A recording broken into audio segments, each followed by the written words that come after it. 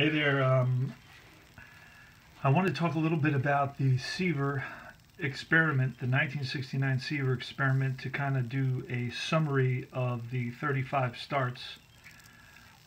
These are ultimately the task that I set out to accomplish was replaying the 35 games while really learning the rules, having a good time, doing something that I thought was interesting, to do a comparison to how Seaver would do based on the attributes or characteristics given to him by History Maker Baseball and what he actually did. So now, taking that into consideration, I'm a newbie playing a new game, and it was kind of a rough start, a little bit of a bumpy patch I hit there for a while.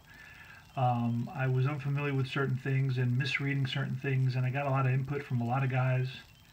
And I wasn't doing much managing really or coaching. I was just kind of letting the lineups play out.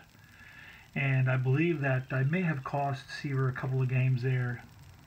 Not exactly sure how many, but I could have brought in maybe a pitcher that was fresh at the time, let's say, or was a double ace at the time, and that sort of thing. And it may have led to either preventing the other teams from tying the game or scoring to win the game, and so on and so forth. I didn't do very much of that coaching because I was really learning the game and just wanted to focus on that. So that said, his original record was 25-7 with 273 innings pitched, 202 hits, 75 runs, 67 earned runs, 82 walks, 208 strikeouts, and 24 home runs. Now in my replay, it was 20-9, so he did make it to 20 victories. Now I've spoken to a lot of guys, and they've said that they've tried replaying his season and other seasons with all types of different game systems and have really had a tough time kind of actually reaching the same 25-7 record that Seaver had in that year. Now Seaver was 6-0 in September. He won a bunch of 2-0 games, 2-1 games, and 1-0 game. 1-0 games. If you ever have a chance to want to see some amazing pitching statistics for a month of September, you'll look at Seaver's month of September record, and you'll be blown away by it. So in our replay, he went 20-9 with 272 innings pitched, 175 hits, 61 runs, 55 earned runs, 12 fewer, 69 base on balls. That's about 13 fewer, 227 strikeouts. That's, I'd say,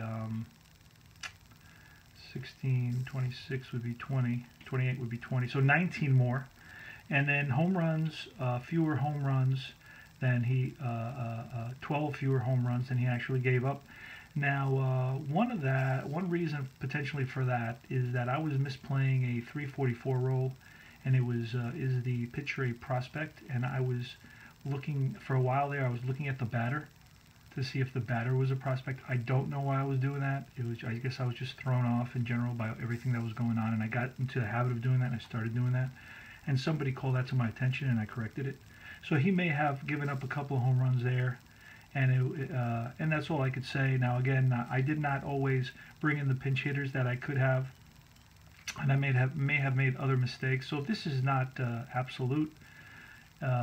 This needs to be done again, and that's all I want to say about this. It's a 4-minute video, and I think that's long enough to talk about the actual summary of the Seaver experiment, the 69 Seaver experiment. I hope everybody enjoyed watching it. I made a lot of good contacts, and I'm happy, excited about that, and I got a lot of thumbs up, and there was a lot of excitement.